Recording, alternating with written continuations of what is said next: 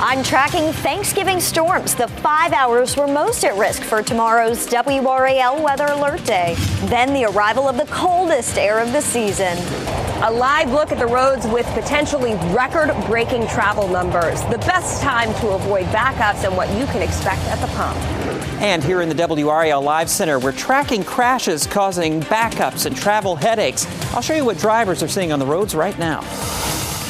The holiday is nearly here. This year we have so much to be thankful for on this Thanksgiving, but not the weather. We've got a risk for storms tomorrow, and that's why we're calling it a WRAL Weather Alert Day. Thank you for joining us here at 7 o'clock. I'm Dan Haggerty. And I'm Ashley Rowe. If you plan to leave the house, you could be dealing with rain and wind. And right now it looks like the timing of this is right around 11 a.m. to 3 p.m. But that could shift a bit overnight. So we have a team on this, keeping an eye on the roads tonight and tomorrow, from the Live Center to live in the field. But we want to start with meteorologist Kat Campbell in the Severe Weather Center with the details here, Kat. We've got some updates for you today, some good, some not so good. So we still expect a period of rain and thunderstorms to roll through, but it's really only going to be for an hour or two, that window when you could see the storm. So it's not a washout for Thanksgiving. It's actually going to be pretty warm and pretty humid out there tomorrow. Temperatures are in the mid to upper 60s for us. We've got some new model data in, and if you are running a turkey trot in the morning, your chance for rain increasing a little bit during the morning hours. The chance for lightning still relatively low in the morning, but we do have some showers around the area 8, 9, 10 o'clock. Still, even though this model in particular doesn't show a whole lot of development, it's right in this area, in the western part of our viewing area at 10 o'clock, that I think that we could see some thunderstorms starting to really fire up, and then noon right around Wake County. So if you live in Wake County, I think your best chance of a strong storm would be at noon, but you could see a little bit of rain even before that. Our eastern county should see this storm threat clear out by 2, 3 o'clock. So by dinner time, you should be in the clear for Thanksgiving dinner outside if you're going to brave the wind. Then comes the cold. We've got a low down to 23 degrees on our 7-day. I'll have your weekend forecast coming up. That's cold. We'll check back in. Thank you, Kat. We have seen crash after crash out on the roads today. Brian, how do things look at this hour? Much better than they did just a little while ago, Ashley. Let's take a live look right now at eastern Wake County. This is 64 out at Lizard Lick Road. An earlier crash in the clearing stages now, but we're still seeing some lingering delays heading away from Knightdale through Wendell. And also, you mentioned those crashes that we had seen earlier. One of the biggest ones was in Durham on 885 northbound around TW Alexander Drive. Good news, that has cleared in the past little while and traffic's flowing freely now. All right, Brian, thank you. Let's check in with WRL's Carly Haynes. She is on US 70. Traffic appears to be flowing pretty well there now, Carly.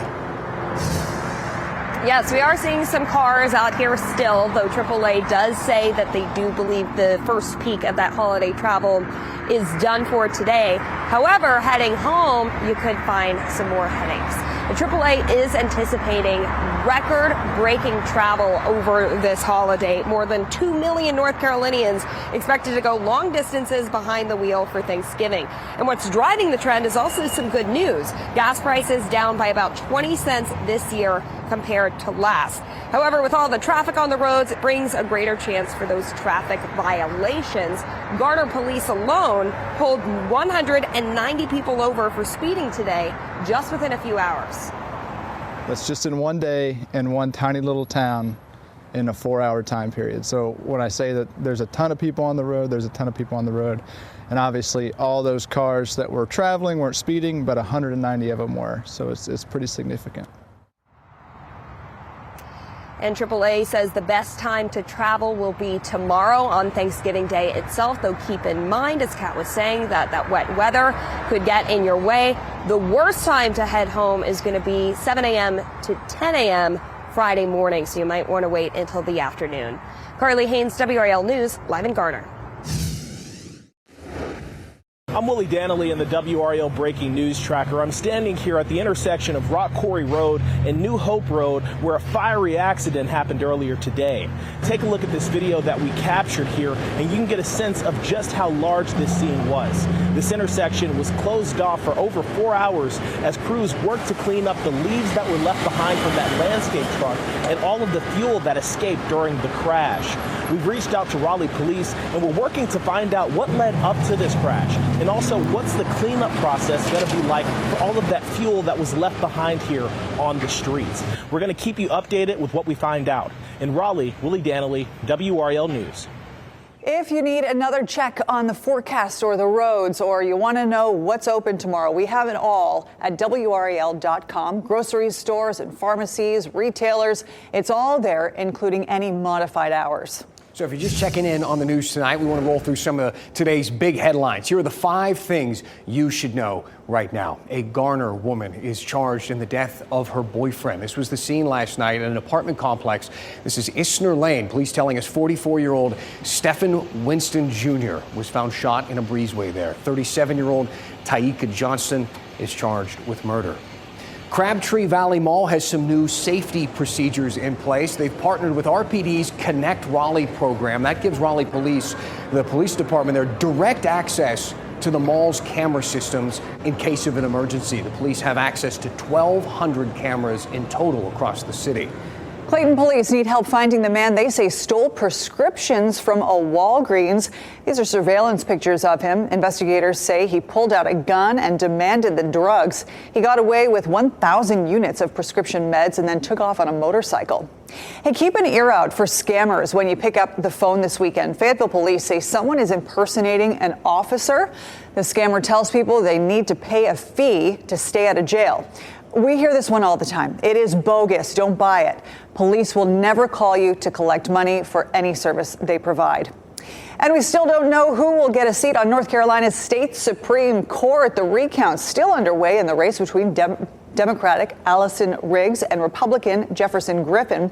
A handful of counties still haven't reported their results. Wilson County had to start over because of a technical issue. Final totals aren't expected until Monday. Well, there's some more drama over that bill that slapped together storm relief with power shifts at the Capitol. It turns out the bill also shifts some power away at the local level. It affects zoning and the ability for local governments to direct the development in their communities. WRAL's Monica Casey explains.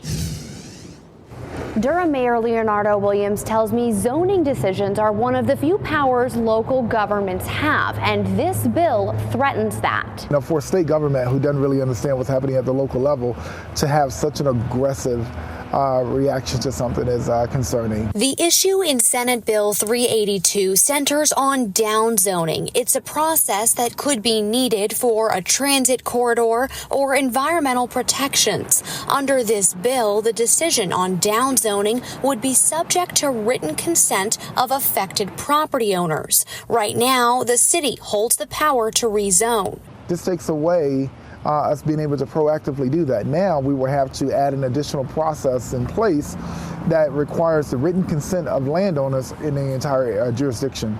That is an impractical step in the process. Mayor Williams tells me it's an issue of equity and more red tape. If I don't have the ability to truly proactively plan and mitigate growth and development in my city, I might as well pack my planning department up and send them home. Lawmakers will be back in session next Monday. Williams says he plans to be in Raleigh to discuss this with them. Reporting in Durham, Monica Casey, WRAL News. Now, there are a couple of pretty interesting wrinkles to this story. You know, the idea to take zoning power away from cities technically isn't out of bounds. You see, some states basically separate the state government and the local government. It's what's known as home rule. In states like Florida and Oregon, Ohio, West Virginia, in those states, local governments have some autonomy, but that's not entirely the case in North Carolina. For us, the state government holds the cards. They grant those specific powers to the local governments, and they can take them away as well.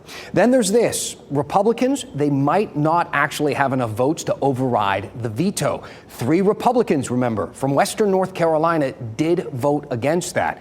They don't want power shifts packaged with relief money, and the party does need their votes to pass the bill.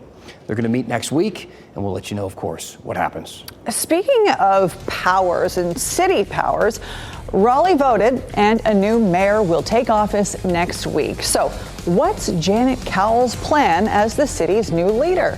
She told me she has hit the ground running. She's taking phone calls with Governor-elect Stein, figuring out what's next for homeless shelters that are set to close. She's concerned about that one. My conversation with her after the break. Plus, a whole bunch of people from our area going to the big parade, the Macy's Thanksgiving Day Parade. That lineup is just ahead.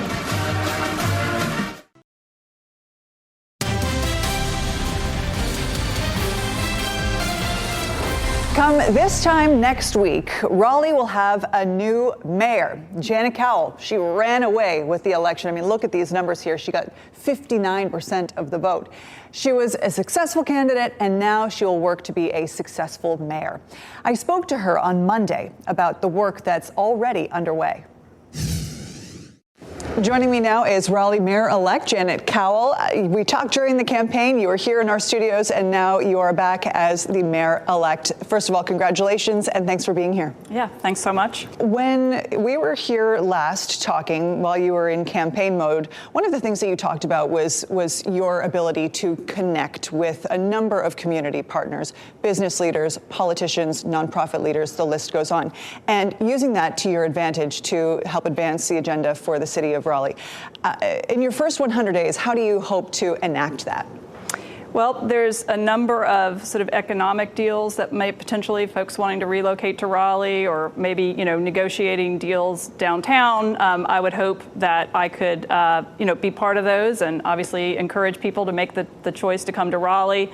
Another area, it's come to my attention that we have a number of shelters for the unhoused. Some of those may be closing soon. Obviously, this is winter. We've had some cold nights recently. Want to make sure that those folks have a safe place to go, but also want to make sure that we don't have folks maybe using parking decks or areas that are not safe for them or others, and how that can affect people's perception of safety and concern. So shelters are closing. This isn't necessarily the mayor's authority here, but it deeply affects the city in which you are about to lead. How do you find solutions here? Right. So the county is the primary responsibility for social services and the leader on things like providing shelters. So I can talk to my county commissioner colleagues, so I'm going to do that on Tuesday. And the other thing, the city manager and I were talking, and she suggested, let's maybe sit down. That this is a big enough issue, and we heard a lot about this in the campaign of people who have concern for the number of unhoused in the city and the county. Let's sit down together and all at the same table and really try to make some progress on this issue. People who are members of the Citizen Advisory Councils have said that they don't feel that they have the same kind of influence as they have had in years past. Do you feel that the CACs need to go back to having more influence? Should that happen, do you want to make sure that happens? Yeah, I mean, I'm a supporter of the CACs, and that is definitely one of those first 100-day issues. We've already talked about maybe some of the work with unhoused and some immediate actions there. But citizen engagement broadly, and certainly with the CACs, is something we're already talking about to take some action on in the first 100 days. Hey, I got to ask you about affordable housing, because it was something that you and I discussed back when you were here last time. Have conversations been underway already? I know you're not quite mayor yet, but you will be in a week. So have conversations been taking place already on that front? There will be a case at the December 3rd, which will be our first formal meeting as the new council. There will be a unit with some affordable housing going in the southwestern part of the city. So already we'll have a case coming up, and have had a lot of conversation with the faith community here in Wake County. As you know, One Wake is 40 plus churches who are very interested in how we can better leverage land, both state and local. And I will say I also had a conversation with Governor-elect Josh Stein, talked to him about, there's a lot of state property in Raleigh. How might we work with the state property office, the General Assembly, and work together on that? I think a lot of people will be encouraged to hear that there are already conversations well underway. Janet Cowell, thank you again so much. Yeah, thank you.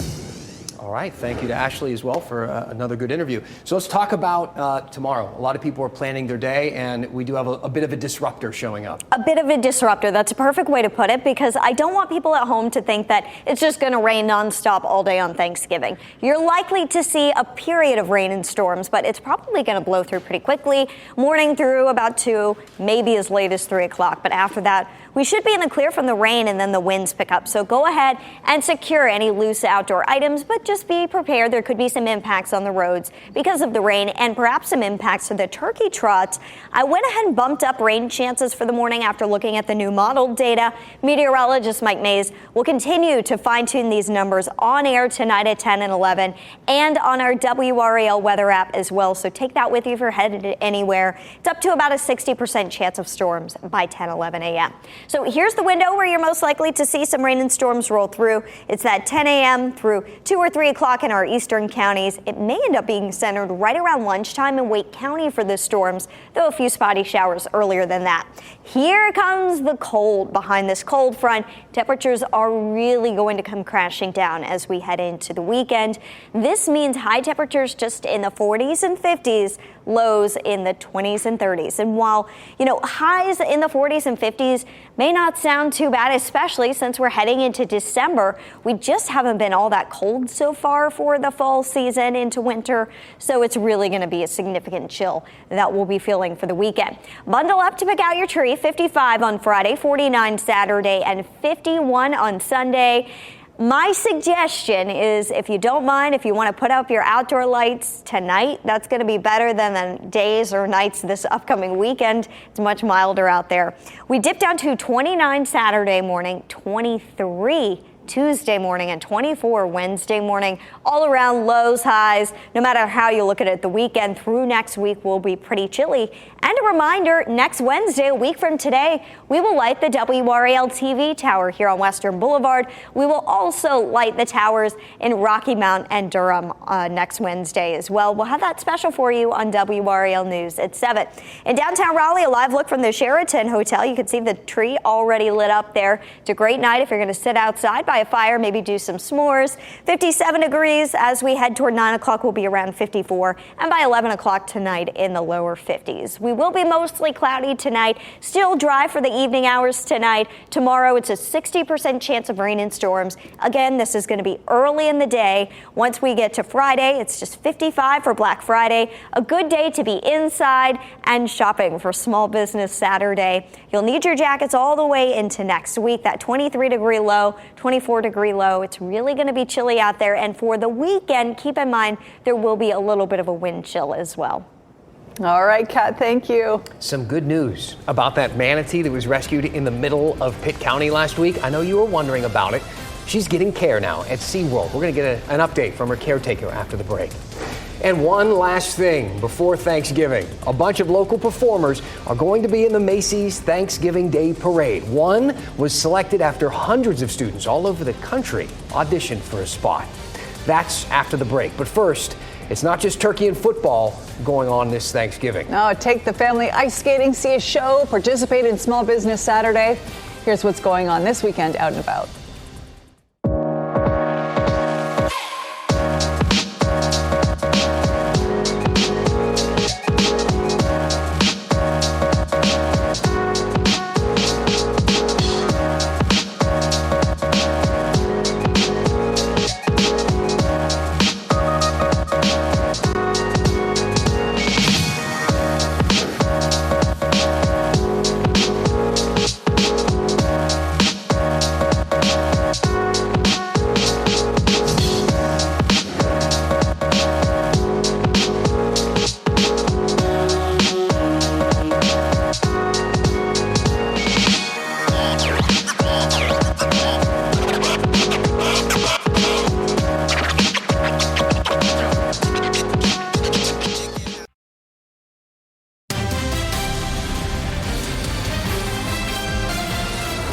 We've got an update on our one last thing from this time last week. This got a lot of attention.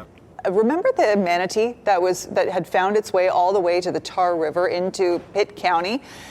Good news, she is now at SeaWorld in Orlando for rehabilitation and hopefully to return to the wild. So her caretaker says she's doing well. She's eating on her own, so those are really good signs there. This is the first ever manatee rescue in North Carolina ever. It's just so rare for a manatee to be inland like that, yet alone that far inland. Have we named this manatee yet? We haven't, she needs but a we name. really should get. If you have a name, can you email Dan at WRAL.com? That would be great. I need to know. The Macy's Thanksgiving Day Parade is a tradition. It's tomorrow morning right here on WRAL. It'll be on in our house. My kids love it. They love the video of the Barney balloon from 1997 that popped. I need to see classic. this. It like terrified the entire crowd. Is it still ingrained in your brain? Yes, it is. Yes. It is like a quintessential part of the. It's now tied to the parade. I remember watching it happening and being like, what in the world is going on? It was really windy. No. Yes, it was crazy. So anything can happen at the parade.